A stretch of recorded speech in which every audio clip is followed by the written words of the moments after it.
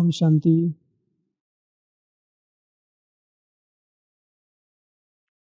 संगम युग का ये श्रेष्ठ अमूल्य समय धीरे धीरे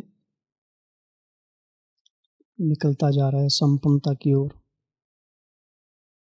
हमें आगे बढ़ने की प्रेरणा देता जा रहा है। सारे कल्प में केवल ये छोटा सा समय है जिसमें हम अपनी प्रारब्ध बनाते हैं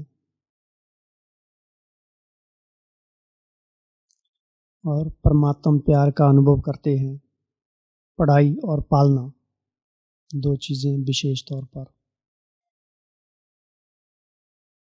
क्योंकि पढ़ाई को ही क्या कहा जाता है, सोर्स ऑफ इनकम। और घर में माँ बाप बच्चों को पालना देते हैं, तो स्वयं भगवान इस धरा पर अवतरित होकर हमें पढ़ाई भी पढ़ाते हैं और हमारी पालना भी करते हैं। लेकिन उस पढ़ाई का हम कितना फ़ायदा लेते हैं, उस पालना का हम कितना अनुभव करते हैं, ये सभी का अपने ऊपर निर्भर करता है। इसलिए बाबा कहते हैं बच्चे नंबरवार हो जाते हैं। तो अंत समय में परेशानियां जीवन में संसार में बढ़ती जा रही हैं, दुख दर्द बढ़ते जा रहे हैं।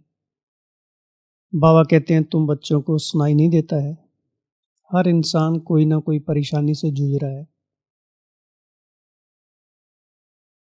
जैसे एक व्यक्ति होता है बहुत चिंताग्रस्त रहता है, वो अपनी घरेलू परिस्थितियों के कारण टेंशन में रहता है, सोचता है कि सारे घर का खर्च मुझे चलाना पड़ता है, परिवार का मुझे सोचना पड़ता है, इतने रिश्तेदार आते हैं उनको देखना पड़ता है, ऑफिस में जाना पड़ता है, कितनी परेशानियाँ।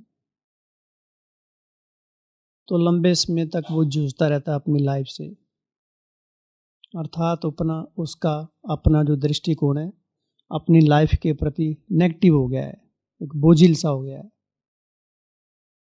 घर में आता है तो घर की फरमाइशें होती हैं, उन फरमाइशों को सुनकर और दुखी हो जाता है। पत्नी अपनी फरमाइश करती है, बच्चे अपनी फरमाइश करते हैं, ना उसको बाहर सुख अनुभव होता है ना घर में सुख अनुभव होता है। जाए तो जाए कहाँ। बच्चा आता है उसके पास, कहता है पिताजी मुझे होमवर्क करा दो, तो पिताजी गुस्से से लाल पीले हो जाते हैं, वो फेंक देते उसकी कॉपी वगैरह। तो बच्चा बेचारा चुपचाप चला जाता है और कॉपी पेंसिल लेके कुछ लिखते लिखते वो सो जाता है। थोड़ी देर बाद पिताजी को थोड़ा रियलाइज़ होता है कि बच्चे के साथ ऐसा व्यवहार तो नहीं करना चाहिए, क्योंकि जैसे संस्कार हम देंगे वैसे बच्चे में वही संस्कारों का पोषण होगा। तो थोड़ी देर बाद वो बच्चे के पास जाते हैं, तो बच्चे को नींद लग जाती है, सो जाता है, और वो उसकी कॉपी को उठा के देखते हैं। तो कॉपी में बच्चा क्या लिखता है, धन्यवाद देता है कि एग्ज़ाम का, कि जीवन में हमारा एग्ज़ाम हो गया, अब एग्ज़ाम के बाद छुट्टी।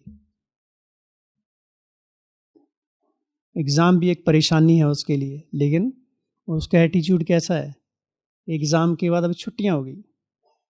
फिर धन्यवाद देता उस दवाई का जो कड़वी होती है, लेकिन खाने के बाद उसको आराम मिल जाता है। फिर वो धीरे धीरे धन्यवाद देता है अपने पिता का, कि मेरे पास पिता है, उन लोगों के पास जिसके पास पिता नहीं है तो उनको प्यार कहाँ से मिलता होगा। तो वो धन्यवाद देता, अपने पिता का धन्यवाद देता है।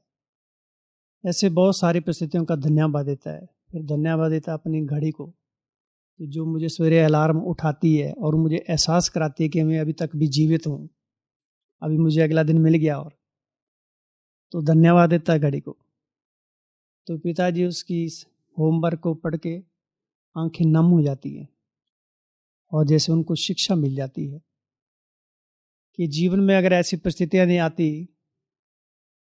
अगर इतना घर का खर्चा मैं उठाने वाला हूँ तो मेरे में सामर्थ्य है तभी तो मांगते हैं, मुझे अच्छी नौकरी मिली है तभी तो मांगते हैं, समाज में मेरी प्रतिष्ठा है तभी तो घर में रिश्तेदार आते हैं, तो उसका एटीट्यूड बदल जाता है वो। तो ऐसे ही इस ब्राह्मण जीवन में भी या गैर ब्राह्मण जीवन में भी परिस्थितियां तो आती रहती हैं, लेकिन हमारा एटीट्यूड कैसा है, हमारा दृष्टिकोण कैसा है। एक है रो रो कर जीना, एक है हंस हंस कर जीना। अब सामना तो करना पड़ेगा, चैलेंज, बाबा ने मुरली में कहा ना, चैलेंज तो करते हो आप, लेकिन सबसे बड़ा चैलेंज है, बाबा कहते हैं, स्वयं को ज्ञान देना।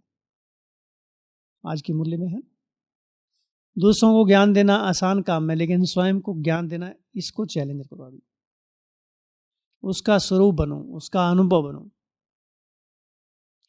ज्ञान लंबे समय तक हम सुनते रहते हैं, सुनाते रहते हैं, लेकिन जब हम स्वयं के ऊपर आता है, जब हमारा स्वयं के संस्कारों के साथ हमारा सामना होता है, परिचय होता है, स्वयं के संस्कारों का आइडेंटिफिकेशन होता है, तो पता चलता है कि हमने ज्ञान को अपने जीवन में कितना लाया है, कितना हमने स्वयं को पढ़ाया हुआ है, हमारे ब्राह्मण जीवन की यात्रा कितनी सफल रही है। इस यात्रा में अनेक प्रकार के विघ्न आए हैं, तो क्या हमने उन विघ्नों से सीखा है, या विघ्न ही हमारे ऊपर एक बोझ बनकर एक उनको जबरदस्ती हम चला रहे हैं। तो हर एक परिस्थिति में हमें पॉजिटिव एटीट्यूड बनाकर रखना है। परिस्थिति तो आएंगी।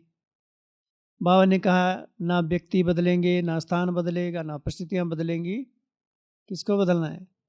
स्वयं को बदलना है। स्व परिवर्तन से विश्व परिवर्तन। अगर हमने स्वयं का लाइफस्टाइल चेंज कर दिया, अलौकिकता से भरपूर कर दिया, रूहानियत से भरपूर कर दिया, परमात्मा की शिक्षाओं से संपन्न कर दिया, तो हमारे लिए सब अच्छे हैं। जब तक हमारे में कमी कमजोरियां हैं, कंप्लेंट है, शिकायती चित्त बना रहता है, शिकायतें बनी रहती हैं, तो दूसरों के प्रति भी हमारा एटीट्यूड शिकायतों भरा रहता है। तो ये सारा ज्ञान जो है स्वयं के लिए है। दूसरों के लिए सेवा तो स्वतः हो जाती है, वो तो हमारा चलता फिरता जीवन स्वतः ही प्रदर्शित करता है, स्वतः ही व्यक्त करता है हमारे हाव भाव कैसे हैं, हमारी भावनाएं कैसी है, हमारी दृष्टि कैसी है, हमारी वृत्ति कैसी है, हमारे बोल कैसे हैं, हमारे संकल्प कैसे हैं, ये सारा व्यवहार से दिखाई देता है। तो व्यवहार से आदमी सामने वाले की सेवा स्वतः हो जाती है। इसलिए बाबा कहते हैं, तुम सारे कल्प के पूर्वज हो, कल्प वृक्ष के पूर्वज हो, तो अपनी पोजीशन पर स्थित रहो हमेशा। जब भी हम अपनी पोजीशन को छोड़ देते हैं तो माया फिर अपोजिशन करने आती है। माया तो आएगी, लेकिन बाबा कहते हैं तुम उस पर विजय पहनो। माया का काम है बुलाना और तुम्हारा काम है उस पर विजय पहनना। तो जीवन में परिस्थितियां आती रहती हैं, लेकिन परिस्थितियां हमें परिपक्व बनाती हैं। परिस्थितियां जैसे एक साइड सीन की तरह है, मिक्की माउस है, एक कार्टून शो की तरह है, तो उनसे हमको घबराना नहीं है। उन परिस्थितियों में भी मौज में रहना सीखना है। कई ऐसे भाई बहनों के अनुभव सुनने को मिलते हैं, कई बांदेली ऐसी माताएं हैं, इतने कठिनतम समस्याओं से जूझ रही हैं, लेकिन जीवन में उनकी हलचल नहीं है, अचल है, जैसे ज्ञान रग रग में समा गया हुआ है। तो दूसरों के अनुभव भी हमको सिखाते हैं कि परिस्थितियां क्या हैं, परछाई की तरह आई और गई। अगर हम परिस्थिति सूर्य की तरफ अपना मुंह करेंगे तो परछाई अपने आप पीछे चली जाएगी। इसी तरह अगर ज्ञान, सूर्य का ज्ञान हमारी बुद्धि में टपकता रहे तो परिस्थितियां स्वतः ही नष्ट हो जाएंगी। परिस्थितियों में कोई ताकत नहीं है, भगवान में ताकत है, उसके ज्ञान में ताकत है, उसने जो हमको समृद्धियां दिलाई हैं उसमें ताकत है, उसने हमें जो श्रेष्ठ पोजीशन के आसन दिए उनमें ताकत है। लेकिन ये हम सब चीजें विस्मृत होकर परिस्थितियों के वश हो जाते हैं, इसलिए महसूसता की शक्ति गायब हो जाती है। तो बहुत सारी ऐसी बातें हैं। तो बाबा अनेक प्रकार के महावाक्यों से हमको तरह तरह के पुरुषार्थ के टिप देते रहते हैं कि कैसे हम इस ब्राह्मण जीवन का अतीन्द्रिय सुख का अनुभव करें। कल की मुरली में प्रश्न था ना, बाबा साक्षी होकर देखते हैं बच्चों को, क्या देखते हैं कि कितना बच्चे अतीन्द्रिय सुख में रहते हैं, कितना दूसरों को वारिस बनाया है, या स्वयं कितना वारिस बने हैं, दूसरों को दुख तो नहीं देते, या कितनों को सुख दिया है। तो स्वयं को साक्षी होकर देखना है कि हमारे ब्राह्मण जीवन की यात्रा जिस गति से बढ़नी चाहिए उस गति से बढ़ रही है। नहीं तो बाबा कहते श्वास का कोई भरोसा नहीं है भरोसा किसी को? आज की मुरली में 2 एग्जाम्पल हैं और दोनों एग्जाम्पल आज ही चरितार्थ हुए। जैसे आज बाबा ने श्वास का कोई भरोसा नहीं है, तो शांतिवन में एक भाई ने शरीर छोड़ दिया, कोई भरोसा नहीं, 47 ईयर एज, छोड़ दिया, हार्ट अटैक गया। और दूसरा एग्जाम्पल दिया था बाबा ने छतरी का, रेनकोट का, तो कल अचानक रात को तूफान भी आया ना, कैसे अचानक, तो सुरक्षा के उपाय। तो ये लगता है उस समय भी ऐसी परिस्थिति आई होंगी 94 में, 10 जनवरी 94 की मुरली है ना, तो वही परिस्थितियां निर्माण अब भी लगता हम सबके सामने हुई है। तो परिस्थितियां आती रहती हैं, लेकिन हमको सुरक्षा के साधन स्वयं ही तलाशने हैं। और सबकी सुरक्षा के साधन अपने अपने हो सकते हैं, क्योंकि जिस भी स्थान पर हम रहते हैं वहाँ के व्यक्ति, वहाँ के संबंध संपर्क, सबकी व्यवस्थाएं अपनी अपनी हैं। तो आज बाबा किसको देख रहे हैं? कौन किसको देख रहा है? विश्व कल्याणकारी बाप दादा किसको देख रहे हैं? मास्टर विश्व कल्याणकारी। तो क्या हम अपने को समझते हैं कि हम मास्टर विश्व कल्याणकारी हैं? अगर मास्टर विश्व कल्याणकारी हैं तो क्या क्वालिटी होगी उसकी? दूसरों से लड़ाई झगड़ा करेगा? कमजोर रहेगा, रोता रहेगा, रोएगा? मास्टर विश्व कल्याणकारी, कितनी ऊंची स्टेज है ये। तो हम इन चीजों से मुक्त हैं। हमेशा पावरफुल रहेगा, वो ताकतवर रहेगा। एग्जाम्पल दिया प्राइम मिनिस्टर का। प्राइम मिनिस्टर कोई भूल जाता है कि मैं प्राइम मिनिस्टर हूं? वो अपने कर्तव्यों के प्रति जागरूक रहता है, सो नहीं जाता है। उसको पूरे देश की चिंता होती है, हर डिपार्टमेंट की चिंता होती है, कहाँ कहाँ क्या क्या हो रहा है पूरे देश में, पूरी जानकारी रखनी पड़ती है। अगर सोचे कि मैं तो प्राइम मिनिस्टर बन गया, अब क्या दूसरे डिपार्टमेंट देखते रहे, नहीं, तब कैसे काम चलेगा? तो बाबा कहते तुम तो पूरे संसार के विश्व कल्याणकारी हो, पूरे संसार का कल्याण करने वाले हो। तो हमें कितना जागरूक रहना चाहिए, कितनी अवेयरनेस चाहिए, कितनी अंदर में एक चिंता रहनी चाहिए। तो हम अपने टाइटल को विस्मृत हो जाते हैं, सुन तो लेते हैं लेकिन उस पर थोड़ा गौर नहीं करते हैं। जो भी संसार के टाइटल हैं, उन टाइटलों को सामने रखते हुए भी अगर हम बाबा के टाइटलों का उस पर मनन करें, चिंतन करें, तो भी हमारी शक्तियां जागृत होती हैं। जैसे बताया प्राइम मिनिस्टर और विश्व कल्याणकारी, अब 2 टाइटल है, इन दोनों का कंपैरिजन करें कि वर्तमान में जो संसार में प्राइम मिनिस्टर होता है तो उसको संसार के प्रति क्या क्या सोच चलती होगी।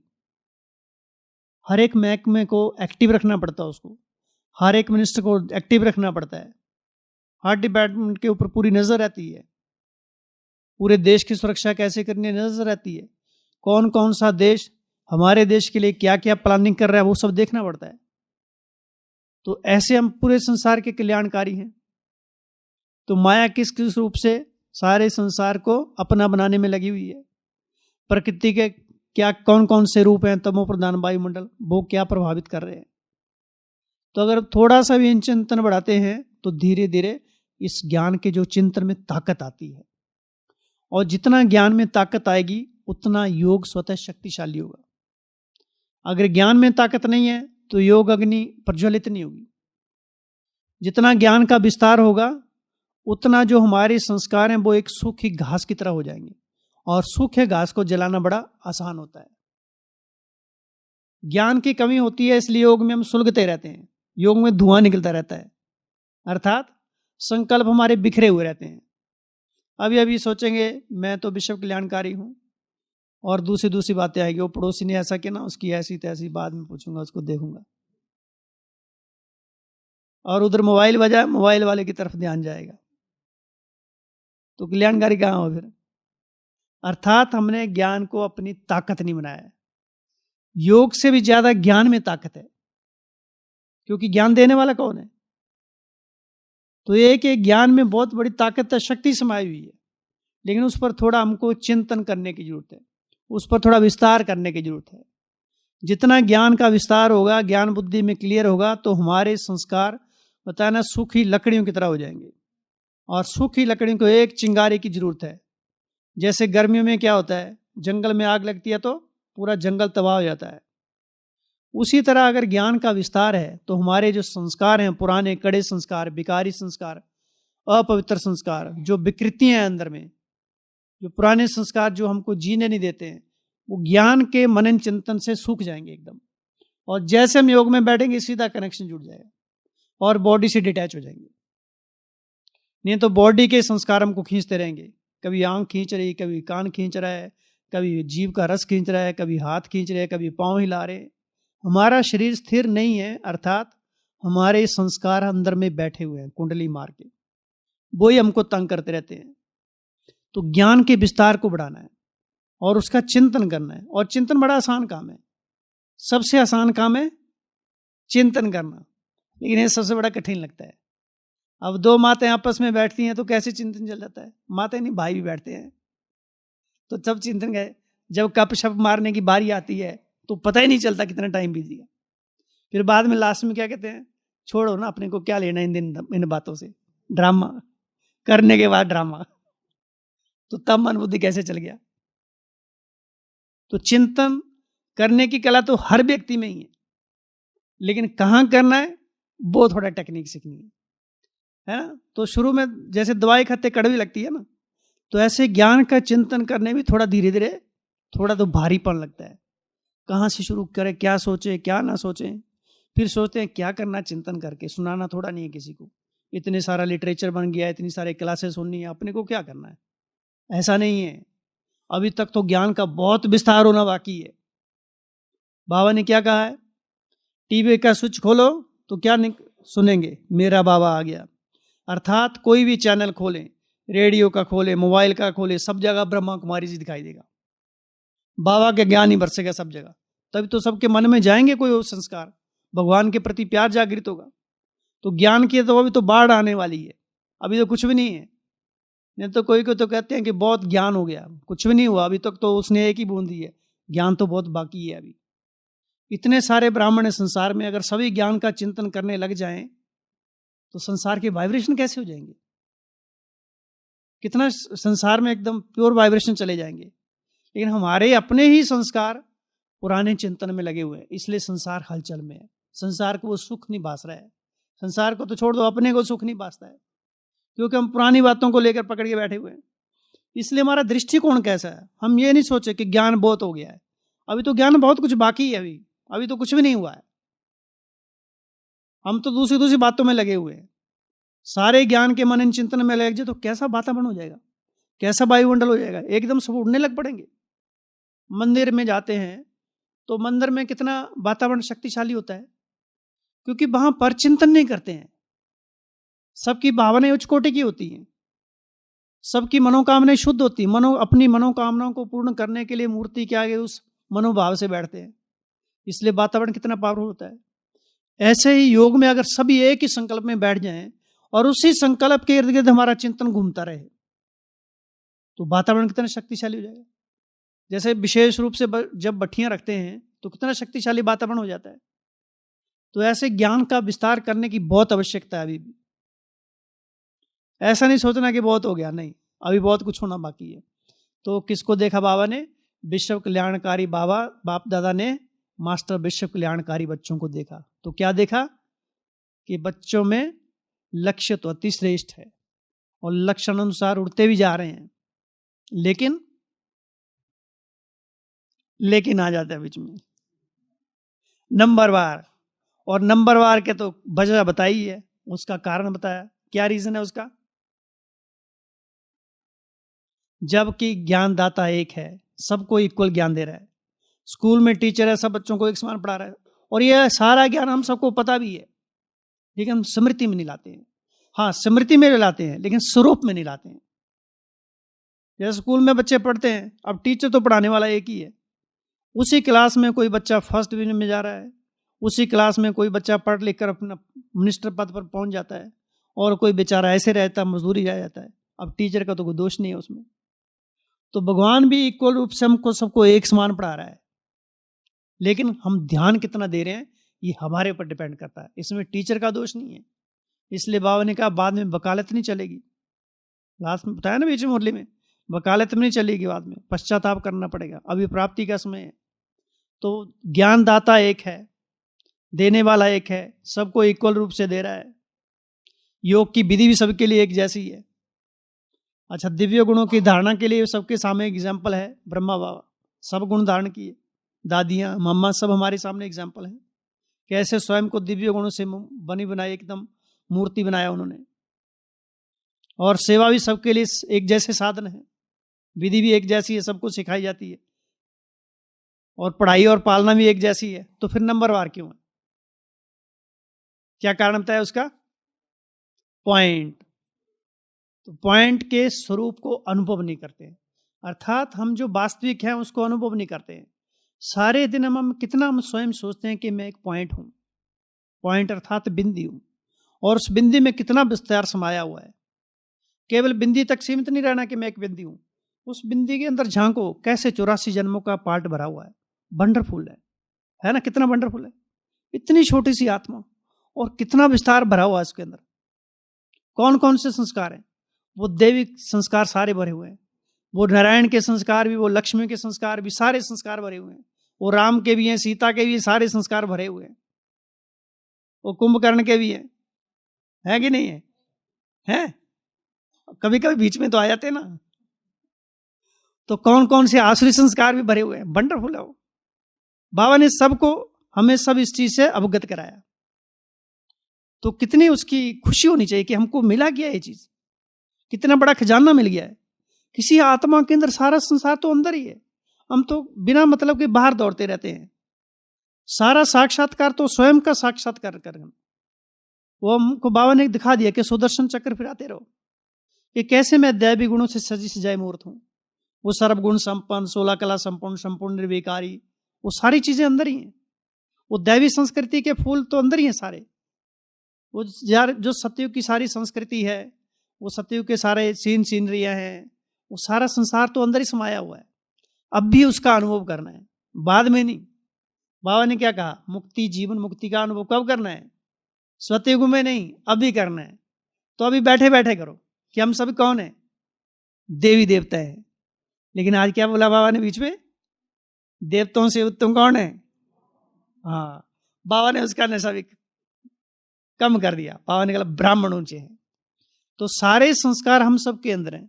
तो जो भी हम सुनते हैं उस पॉइंट पर हमको थोड़ा प्रकाश डालना है, उस पर थोड़ा चिंतन करना है। इसलिए बाबा कहते हैं पॉइंट का स्वरूप अनुभव नहीं करते। और दूसरा, 3 बातें बताई पॉइंट की। दूसरी कौन सी बताई? संकल्प, बोल और कर्म में बिंदी नहीं लगाते। अर्थात देखो, संकल्पों की हलचल तो आएगी, जब तक हमारी अवस्था इतनी मैच्योर नहीं हो जाती, इतनी परिपक्व नहीं हो जाती, तब तक तो संकल्प चलेंगे। ऐसा नहीं कि तुरंत फुल स्टॉप।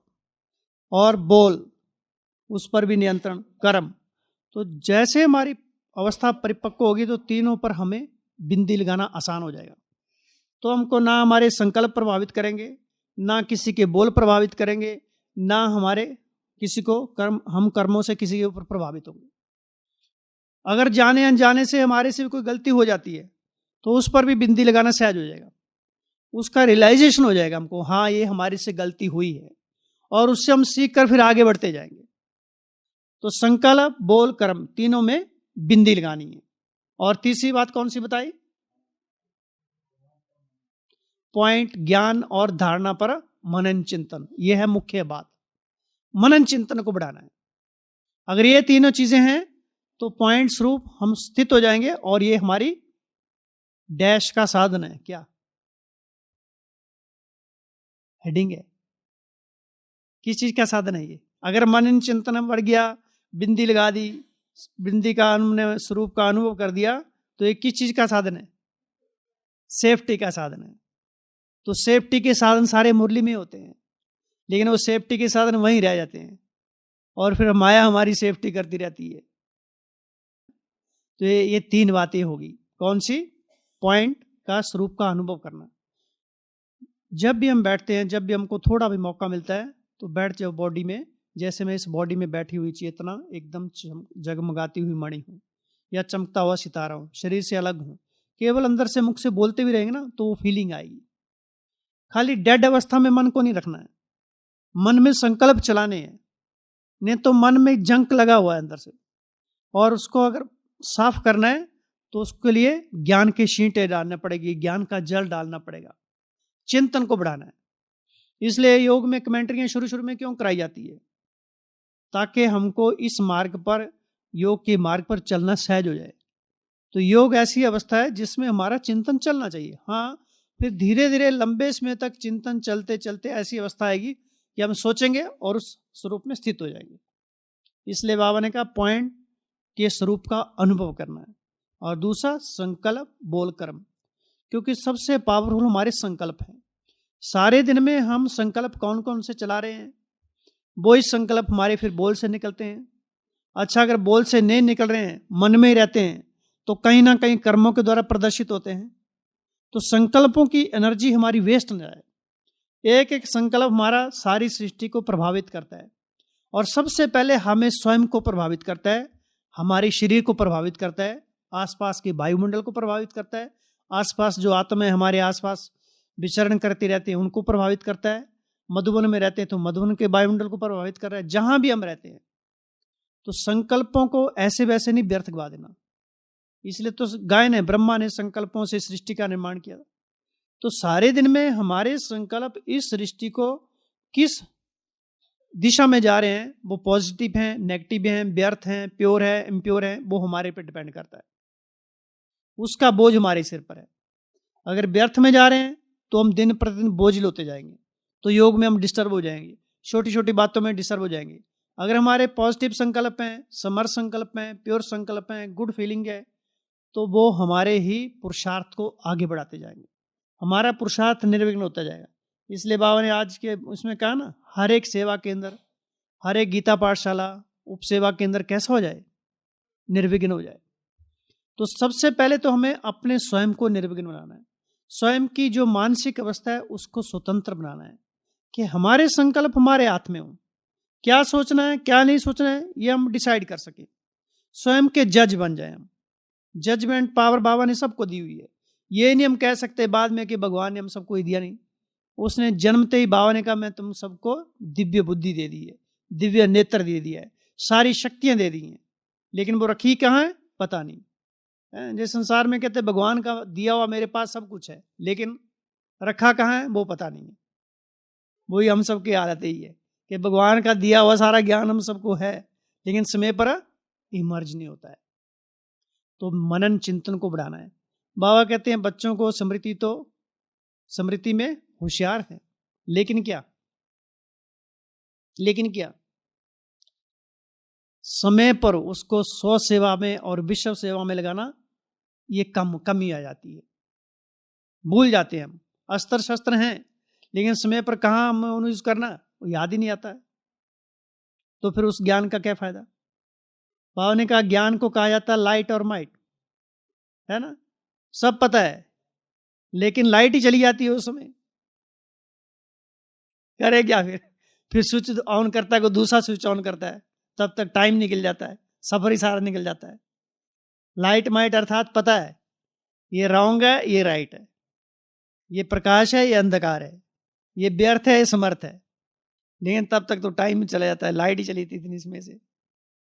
तो लाइट हमेशा ऑन रखनी है। ज्ञान का कोई ना कोई बिंदु हमारी बुद्धि में प्रकाशित होते रहना चाहिए, भले पूरी मुरली नहीं रहे, एक ही पॉइंट पकड़ लो, उसी को घुमाते रहो जब तक वो पक्का नहीं हुआ, उसके विस्तार को बढ़ाते रहो बढ़ाते रहो बढ़ाते रहो बढ़ाते रहो, और वो ज्ञान का विस्तार ही हमारी छत्रछाया बन जाएगा, हमारी सुरक्षा, हमारा सुरक्षा कवच बन जाएगा, हमारी सेफ्टी का साधन बन जाएगा, हमारे पुरुषार्थ को आगे बढ़ाने का साधन बन जाएगा, हमारी मन बुद्धि को स्वच्छ करने का एक बहुत अच्छा यंत्र मिल जाएगा।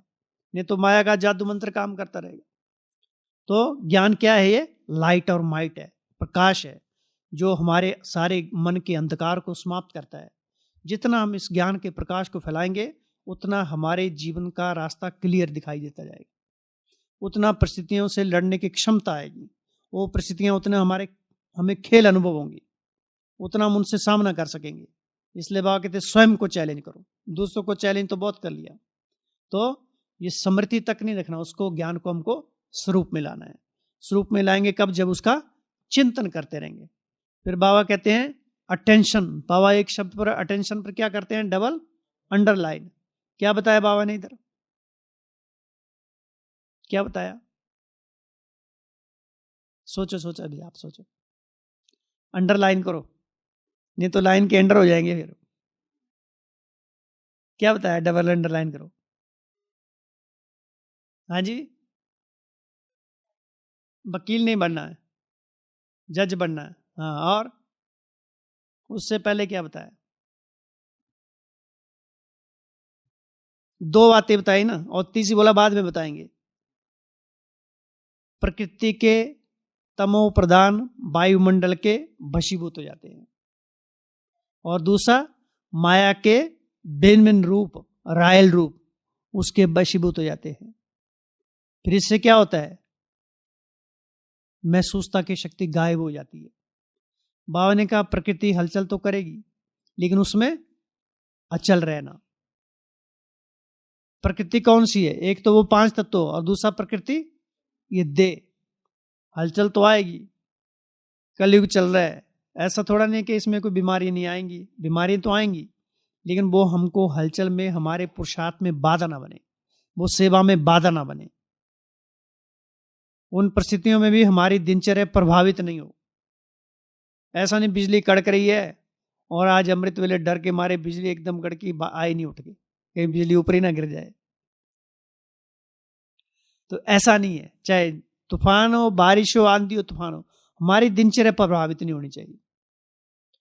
प्रकृति को साकाश देना, वो उस प्रकृति को जितना हम साकाश देंगे उतना ये प्रकृति हमें सहयोग देगी, क्योंकि प्रकृति के पांच तत्व से बना हुआ है।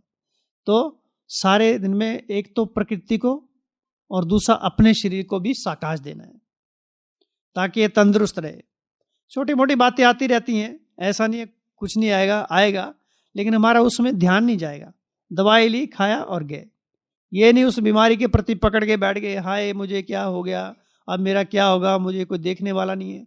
अरे जो होगा अच्छा ही होगा, ज्यादा ज्यादा श्वास ही निकल जाएगा, और क्या होगा, फिर नया शरीर मिलेगा।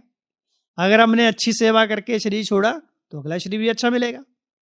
अंत मते सो गते, अगर हमने ऐसे वैसे संकल्पों से शरीर छोड़ा तो अगले घर में भी जाते और रोना चालू कर देंगे, और सब रोएंगे फिर।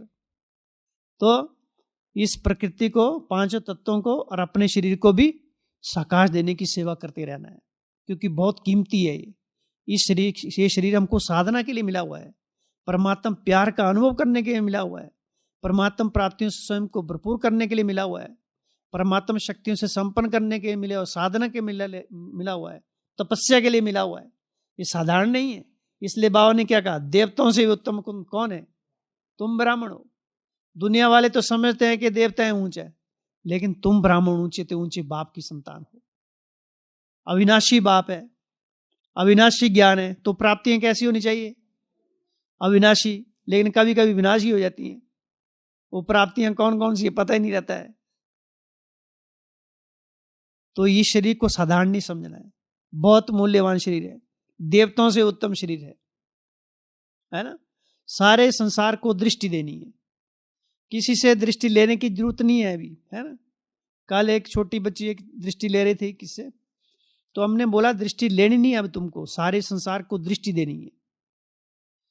तो कौन सा संकल्प करना कि मेरी दृष्टि से ही सारे संसार का उद्धार होने वाला है, ऐसा मुझे भगवान ने वरदान दिया हुआ है।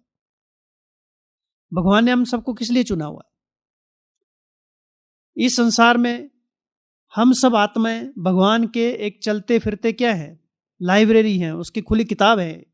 तो जो हमको देखेगा हमारे जीवन से उनको ऐसा परमात्मा प्यार अनुभव होना चाहिए। हमेशा लेने की परिपाटी नहीं रखनी है। ये भी एक रायल प्रकार का मांगना है, रायल प्रकार की माया है। कौन सी? हमको थोड़ा दृष्टि दे दो, नहीं, अपने पोजीशन पर रहो। बाबा ने दो तरीके की मूल्य में क्या कहा, तुम कौन हो?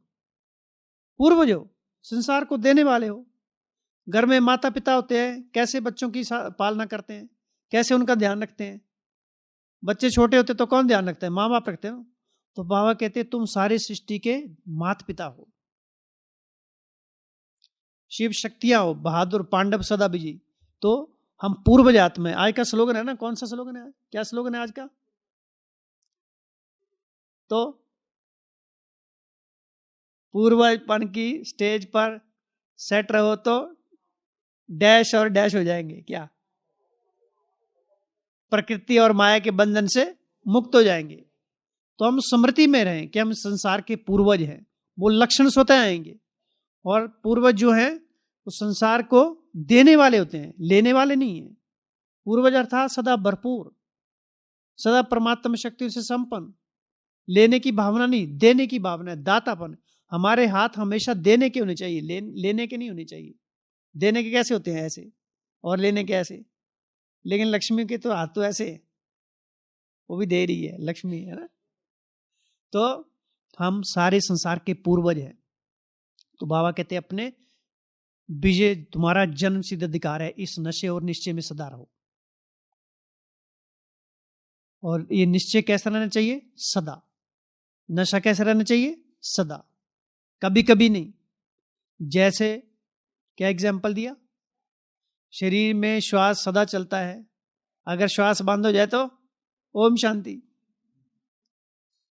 तो ऐसे निश्चय खत्म, परसेंटेज में चला गया तो ज्ञान का मजा भी ओम शांति, ब्राह्मण जीवन की भी ओम शांति। बाहर से लगेगा ब्राह्मण है लेकिन मजा नहीं आएगा उसका। तो मजे में रहना है, मूंझना नहीं है। निश्चय कम तो फिर मूंझते रहेंगे, नशा भी कम होता जाएगा। तो विजय हमारा जन्म सिद्ध अधिकार है। किसने तिलक लगाया? ये विजय का तिलक किसने दिया हमको? स्वयं भगवान ने दिया है। उसने स्वयं ढूंढ के दिया है। कितने लोगों को उसने पहले निमित्त बनाया होगा एक प्रदर्शनी करने के लिए कि जाओ फलाने गांव में एक माता बैठी है। कितने लोग तैयार हुए होंगे, प्रदर्शनी लगाई होगी, अनाउंसमेंट की होगी, लाखों रुपया खर्चा किया होगा, फिर एक माता जी निकल के आती है वहां से, एक देवी निकल के आती है। फिर भगवान स्वयं उसको तिलक लगाता है विजयी का। तुम विजयी हो, विजयी आत्मा हो, विजय तुम्हारा जन्म सिद्ध अधिकार है। तुम साधारण आत्मा नहीं है। एक को ढूंढने के लिए कितना प्रयास किया भगवान ने। कहां कहां से, कहते ना वन वन की काठी। तो कौन कौन से गांव से आए होंगे। किसी ने कभी चित्त मैंने कभी सोचा भी नहीं होगा कि यहां भी बाबा का ज्ञान पहुंच सकता है। तो कैसे बाबा ने हम सबको एकत्रित किया है, गुलदस्ते के फूल बना दिया है। तो विजय हमारा जन्म सिद्ध अधिकार है। सवेरे रोज उठते विजय का तिलक देना है, अपने आप को दे देना है। ये स्वयं भगवान मुझे विजय का तिलक दे रहा है। अविनाशी विजयी भाव, सदा मजे में रहने वाली विशेष आत्मा भाव। अपने ही वरदान तैयार करने हैं, क्योंकि सब कुछ उसने हमको दे दिया है ना। जैसे कोई भी हम चीज बनाते हैं खाने पकाने वाली, तो हम दुकानदार से सारी चीजें लेके आते हैं तभी तो बनाते हैं ना। ये एक चीज डाल दी कढ़ाई में, स्टोव के ऊपर, गैस के ऊपर रख दी, पहले घी डाल दिया, फिर चीनी नहीं तो दुकान से लेने जाओ, चीनी ले आए, फिर नमक नहीं है वो लेने जाओ, बार बार थोड़े जाएंगे। सारी चीजें इकट्ठी लेते हैं ना। तो बाबा ने भी हमको सारी चीजें इकट्ठी दे दी हैं। कोई एक वरदान नहीं कि अभी जाओ मैं दूसरा वरदान ऊपर से लेके आऊं, अब ये समस्या, अभी तीसरा वरदान लेके आऊं। नहीं तो लोगों की यही रहती है, अभी अच्छा इस समस्या के लिए हमको कौन सा सोमान लेना चाहिए। सबका ऐसा रहता है, सब कुछ सारे सोमान दे दिए हैं, लेकिन बात वही है, रखे कहाँ इसका पता नहीं है। तो सारे सोमान वरदान हमारे पास हैं, लेकिन उसको हमको खोल के देखना है, बुद्धि के कबाड़ को खोल के देखना है कि कौन कौन से वरदानों से भगवान ने हमको संपन्न किया हुआ है, कौन कौन से विजय के तिलक लगाए हुए हैं। सवेरे सवेरे सफलता का सितारा भव, विजय का विजयी आत्मा भव, सदा चमकती हुई मणि भव, संतुष्ट मणि भव। हजारों वरदान लगा लो, अगर वरदानों को भी सवेरे सवेरे स्मृति में लाते रहेंगे तो भी हमारी अवस्था शक्तिशाली बनी रहेगी। नहीं तो माया नींद के रूप में प्रकोप ले आती है और बड़ी मीठी नींद लगती है सवेरे सवेरे, क्योंकि वो ईश्वरीय स्मृति वाली नींद होती है। तो उसमें भी सुख तो मिलता है, लेकिन बाद में खालीपन लगता है। तो सवेरे वरदानों से स्वयं को, मुरली को सुनने के अलग अलग बहुत सारे तरीके हो सकते हैं। मुरली को वरदानों में परिवर्तन कर दो। जैसे मुरली होती है विश्व कल्याणकारी भव, आज की मुरली में टाइटल है, तो ऐसे वरदान ले लो बाबा से। पॉइंट स्वरूप भव, मन चिंतन करने में नंबर 1 आत्मा भव, ऐसे वरदानों से स्मृति में उसको ला। अल्फाबेटिकली ABCD करके ऐसे याद करना भी आसान हो जाता है। मुरली से वरदान बनाने कैसे, A से कौन से, B से कौन से, D से कौन से, या मुरली से शब्द A से कौन से शब्द आए, B से कौन से शब्द आए, C से कौन आए, D से कौन से आए। तो ऐसे भी मुरली याद रह सकती है। और जितना मुरली को याद रखेंगे उतना हमारी बुद्धि शक्तिशाली बनती जाएगी। इसलिए बाबा ने क्या बताया ना, सेफ्टी का साधन है मन, बुद्धि, संस्कार।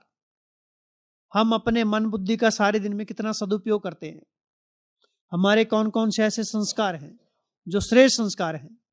तो जितना हम अपने मन बुद्धि को यूज करेंगे उतना हमारी स्वयं की सेफ्टी होती रहेगी।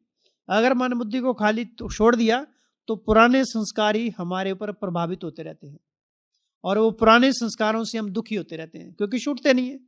फिर सोचते हैं इतना लंबे समय से हम ब्राह्मण जीवन में चल रहे हैं लेकिन परिवर्तन तो कुछ दिखाई नहीं दे रहा है, लेकिन क्योंकि हमने संस्कारों पर काम नहीं किया है। तो अपने ही संस्कारों पर काम करना है, दूसरों को नहीं देखना है, अपने ही संस्कारों को देखना है। स्वयं का परिचय हमको होना चाहिए कि मैं कौन हूं, मैं आत्मा नहीं हूं, वो नहीं हूं। अंदर में देखना है मैं कोई असर तो नहीं हूं, हमारे अंदर वो ऐसे कोई संस्कार तो नहीं है जो इस यज्ञ के लिए बाधक है, जो वातावरण को खराब करने के लिए बाधक है, जो किसी के पुरुषार्थ के लिए बाधक हैं या सेवा के लिए बाधक हैं, जो आपस में मिलनसार नहीं हो पा रहे हैं। हमारे अपने ही संस्कार कहीं हमें प्रभावित तो नहीं कर रहे हैं, हमारे पुरुषार्थ को तो नीचे तो नहीं ले आ रहे हैं, हमारी अवस्था को बिगाड़ तो नहीं रहे हैं। अपने संस्कारों से परिचय करना है। इसलिए बाबा ने कहा ना, चैलेंज करो अपने आप को ज्ञान दो। दूसरों को तो चैलेंज बहुत करते हो, इसलिए ज्ञान बाबा ने कहा ना, ऐसा होना चाहिए, ये होना चाहिए, ये नहीं होना चाहिए, लेकिन इमर्ज नहीं होता है, इसलिए वो ज्ञान होता ही नहीं है। फिर हम सिद्ध करने में लग जाते हैं। फिर माया सुप्रीम, कौन से कोर्ट के, माया के सुप्रीम कोर्ट के क्या बन जाते हैं, वकील बन जाते हैं, वकालत करते हैं। और वकील क्या करते हैं फिर, सच को झूठ, झूठ को सच। तो वही हम सारे दिन में अपने साथ ही तो नहीं खेलते रहते हैं। फिर बोलेंगे हम चलता है, कोई बात नहीं, कौन मना है, ठीक है, सबके साथ ही होता है, हमारे साथ भी बोले क्या फर्क पड़ता है। लेकिन नहीं, अंत में बाबा कहते हैं पश्चाताप करना पड़ेगा। तो अभी प्राप्तियों का समय चल रहा है, प्राप्तियों से अपने आप को संपन्न करना है। देखना है कि स्वयं हम कौन कौन सी प्राप्तियों से भी वंचित हैं। अंत में पश्चाताप के आंसू न बहाने पड़े। अगर अभी भी हम अपने इस ब्राह्मण जीवन के इतिहास को, अपने ब्राह्मण जीवन के इतिहास को खंगाल कर देखें, और तो कितना समय हमने वेस्ट कर दिया होगा। समय को उसको तो छोड़ दो, आज का ही दिन अगर देखें तो हमें पता ये नहीं करना चाहिए था लेकिन हमने कर दिया, ये नहीं देखना चाहिए देख लिया, ये नहीं बोलना चाहिए थे बोल दिया। फिर बैठ रहे हैं मैं आत्मवानी स्थिति में हूं। आत्मा का अभिमान, आत्मा की अनुभूति कहाँ होगी, क्योंकि सारा दिन तो बॉडी कॉन्शियस में रह के हमने कर्म किए, वो स्मृति तो रही नहीं हमको। तो जो भी सारे दिन की स्मृतियां वो सारी फिर योग में उभर के आती हैं, और दूसरा उभर के आती है हमारे सपनों में उभर के आती है। जितना सारे दिन में हमने देखा ज्ञान का मनन चिंतन करते हैं तो हमारे सपने भी वैसे ही होते हैं। वो फिर नींद भी हमारी ठीक ठाक नींद होगी, नहीं तो नींद भी कभी आ रही है कभी नहीं आ रही है। हमने खुद अनुभव करके देखा है कि जब जब हम ज्ञान का मनन चिंतन करते हैं तो एकदम निर्विघ्न नींद रहती है, और जब जब उल्लंघन होता है तब नींद भी प्रभावित हो जाती है, क्योंकि हमारे अपने ही कर्तव्य हमको सोने नहीं देते हैं। क्यों? क्योंकि संसार की आत्मा जो तड़फ रही हैं, जो पुकार रही हैं, जो दुख दर्द में करा रही हैं, उनकी जो आहें निकल रही हैं, कहाँ जाएंगी? वो अपने इष्ट देवों से अपने मनोकामनाएं पूर्ण करने के लिए पुकार रही हैं। लेकिन अगर हम इष्ट देवी ऐसी बासी बातों में लगे हुए हैं तो इष्ट देवी तो दुखी होगा ना, और कौन होगा? क्योंकि असंख्य भक्त हमको पुकार रहे हैं, लेकिन हम अपनी पुकार से दुखी हैं, तो हम अपने कर्तव्य से विस्मृत हो जाते हैं। इसलिए बाबा कहते तुम अपने पूर्वजपन की सीट को नहीं छोड़ो। अनेक बाबा पुरुषार्थ की युक्तियां बताते हैं, किसी ना किसी तरीके से अगर हम उसमें संलिप्त रहें, अपने आप को बिजी रखें, तो स्वतः हम अपनी स्थिति को श्रेष्ठ बनाने के लिए स्वयं के सहयोगी बनेंगे। दूसरा हमारा कोई सहयोगी बने ना बने ये तो छोड़ ही दो, अब उसमें चला गया। स्वतंत्र इंडिपेंडेंट पुरुषार्थ करना है, स्वयं को हमको चलाना है। दूसरे के सहारे तक हम कब तक चलते रहेंगे? आने वाले समय में मुरली भी नहीं मिलेगी तो फिर क्या करेंगे? ये क्लासें भी नहीं मिलेंगी, सब डेड हो जाएगा, लाइट ही चली जाएगी तो क्या होगा? फिर नेटवर्क बंद हो जाएगा तो क्या करेंगे? ये सब यूट्यूब चैनल बंद हो जाएगी तो क्या करेंगे? फिर जो हमने अपनी बुद्धि में मनन चिंतन करके रखा हुआ है, जो हमने अपने संस्कारों को परिवर्तन किया हुआ है, वो संस्कार स्वतः काम करेंगे, नहीं तो हमें अपने ही संस्कार परेशान कर देंगे। इसलिए बाबा ने कहा ना, तीसरी बात कौन सी बताई थी? स्वभाव, संस्कार, संबंध, संपर्क में। उसके ऊपर बाबा कहते फिर बाद में बताएंगे, नहीं तो बाद में सोचेंगे अच्छा ये मेरे में संस्कार है, ये तो मैं देखा ही नहीं। संस्कार तो अंदर हैं, क्योंकि हमने उनके ऊपर काम ही नहीं किया। सबसे ज्यादा दुखी हम अपने संस्कारों से होंगे। अनेक तरह के पेपर आएंगे, लेकिन सबसे कड़ा पेपर हमारे स्वयं के संस्कार होंगे। स्वयं के संस्कार हमें जीने नहीं देंगे फिर उस समय। तो जीने का हमको मजा लेना है। बाबा कहते हैं अभी क्या है? मजे का युग है, मौजों का युग है, खुशियों में रहने का युग है, भगवान के साथ रहने का युग है, उससे मिलन मनाने का युग है, चढ़ती कला का, उड़ती कला का युग है, अतीन्द्रिय सुख अनुभव करने का युग है। तो चिंतन को बढ़ाते जाएंगे, विशालता होती जाएगी, तो हमारे वो संस्कार स्वतः काम करते जाएंगे। फिर सोचना नहीं पड़ेगा हमको ज्ञान के प्रति। जैसे वरिष्ठ भाई बहनों को हम देखते हैं, क्लास कराते हैं, तो संस्कार लंबे समय से बने हुए तभी तो है ना। और वो संस्कार हम सबके अंदर हैं, एक्सेप्ट करना है वो। और इसलिए डेली चिंतन करने की आदत जरूर डालिए। भले 10 लाइनें लिखिए, लेकिन जरूर लिखिए। केवल मुरली के पॉइंट लिख लिए, वो भी अच्छी बात है, वो भी लिखने चाहिए। उसके अतिरिक्त भी 10 लाइनें रोज चिंतन की जरूर लिखिए, या बाबा को पत्र लिखिए। सबसे बढ़िया चिंतन का तरीका, बाबा के सामने बैठ जाओ और सवेरे की दिनचर्या से लेकर रात्रि तक सारा मैंने क्या किया वो बाबा के सामने स्पष्ट रूप से सुना दो। कहां कहां हमारे मन बुद्धि गए, बाबा को सारा चार्ट दे दो। नहीं तो उससे भी अच्छा तरीका है। एक बार 2 माताएं थी, तो एक माता दूसरी माता को कहती है ये बाबा को चार्ट कैसे देना होता है? तो बोला सिंपल तरीका है। बोला बाबा के कमरे में जाना, आत्मा को निकाल के बाबा के आगे रख देना, और बाबा कहना बाबा आप देख लो जो भी इसके अंदर है। ये भी अच्छी युक्ति है। तो बाबा भी मुस्कुराता होगा कि जो मैंने पढ़ाई नहीं पढ़ाई वो भी बच्चों ने पढ़ा दिया। तो ऐसे अनेक प्रकार की रमणीक युक्तियां निकालनी है, क्योंकि हमारे बाबा का ज्ञान कैसा है? रमणीक ज्ञान है। जीवन को खुशियों से भरपूर, कोई टेंशन वाला नहीं है, तनावग्रस्त नहीं है, तनाव को खत्म करने का ज्ञान है। तो रोचक तरीके से इस ज्ञान को अपने जीवन में अप्लाई करने की खुद ही युक्तियां ढूंढनी है, संसाधन ढूंढने हैं कि कैसे बाबा के साथ खुशी खुशी रूरवान करें। और कैसे रूरवान करेंगे खुशी खुशी? बताओ अभी आपको एक पॉइंट, कैसे करेंगे बताओ बताओ। अच्छा कोई करता तो होगा ना, सभी करते हैं ना? अच्छा जो करते हैं हाथ उठाओ। बाबा से रूरवान करते हैं ना? सभी करते हैं, तो भी बताओ कैसे करते हैं।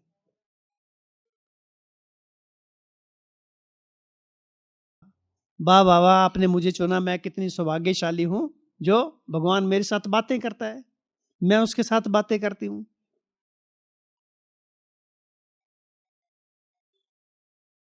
हाँ, वाह वाह वाह, आपने हमें क्या से क्या बना दिया। हम कहाँ किचड़े के डिब्बे में पड़े थे और आपने कहाँ सिर का ताज बना दिया। क्या कहूँ आप, क्या न कहूँ आपको मैं।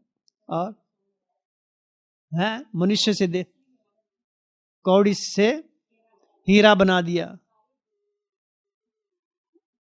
उसने हमको ढूंढ दिया, वो हमारे पर कुर्बान हो गया है। सारी दुनिया जिसको ढूंढ रही है वो हमारे पर कुर्बान हो गया। कितनी बड़ी बात है, कितनी अच्छी अच्छी देखो बाबा से कुर्बान होती है। और प्राप्तियों को याद करना। संगम युग, सोंगम युग में स्वयं परमात्मा गोद में पल रहे हैं। बढ़िया है। हाँ, बाबा से जो अनुभूति है उनको याद करने का है। हजारों बुझाओं में बाबा ने मुझे समेटा है। आज की मूल्य में बुझाओं की बात थी, क्या थी? हाँ, किससे बात की थी वो? बाबा की बुझाएं तो हैं, रावण की तो नहीं है, लेकिन किसके साथ बात की? दादियों के साथ। हाँ, तुम बाप दादा की भुजाएं हो, बाप तुम्हें शक्ति देते हैं, है ना? तुम सब निमित्त हो शक्ति सेना को चलाने के लिए। तो हम सब शिव शक्ति सेना है। शक्तियों को क्या कहा? शक्तियां बहादुर है और पांडव सदा विजयी हैं। तो सारी कितनी समर्थ स्मृतियां हैं। ये समर्थ स्मृतियां हमारी जो अंदर की चेतना को एकदम प्रफुल्लित कर देती हैं, है ना, एकदम जागृत कर देती हैं, होश में लेकर आती हैं। और क्या करते हैं बाबा सरूरान?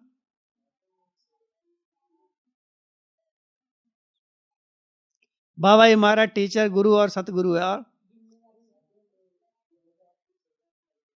हाँ जी, हाँ, हे मेरे साजन, मैं आपकी सजनी हूँ और ये शरीर सेवा के लिए है। अब इसे जो भी लेना है सेवा ले लो। ठीक है, देखो सजनी बैठी है, वो बाल सारे उतर गए ऊपर सिर से। अच्छी बात है।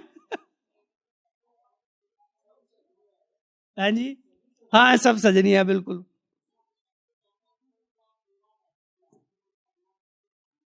हाँ, स्वयं भगवान ने हमारे ऊपर सारा कुछ अर्पित कर दिया। हम कितने ना पद्मा पद्म भाग्यशाली हैं। और हमको जिम्मेवारी का ताज दिया बाबा ने।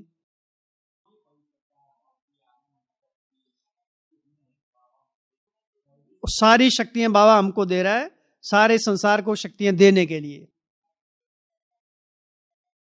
गृहस्थ व्यवहार में रहकर कमल फूल कैसे रहना है हमको सिखा दिया। सारे संसार में साधु संत नहीं रह सके, लेकिन बाबा ने हमारे में वो ताकत भर दी। कितनी बड़ी बात है। तो ऐसे खुशी खुशी की बातें आपस में चर्चा करनी है। बाबा ने कहा बाबा से कैसे बातें करनी हो, आपस में बैठ के बात करो। तो बाबा भी मुस्कुराएगा, देखो बाबा मेरी सजनियां कितनी अच्छी हैं, कितनी मुस्कुरा रही हैं, श्रृंगारी हुई है, कम से कम मेरी बातों को याद तो रखा है इन्होंने। तो बाबा भी खुश हो जाएगा। हाँ बिल्कुल, देखो हम नहीं करेंगे तो कौन करेगा अभी। ठीक है माता जी, वेरी गुड। कोटों में कोई, कोई में कोई, और कोई में भी कोई, स्वयं भगवान मिल गया। हाँ, तो ये सारी बातें ना डायरी में लिखना है ना, रोज उसको पढ़ना और बाबा को भी सुनाना कि बाबा हम आपकी सजनियां हैं, आपके बच्चे हैं, तो आपने जो हमको क्या क्या ज्ञान दिया वो लिखना उधर।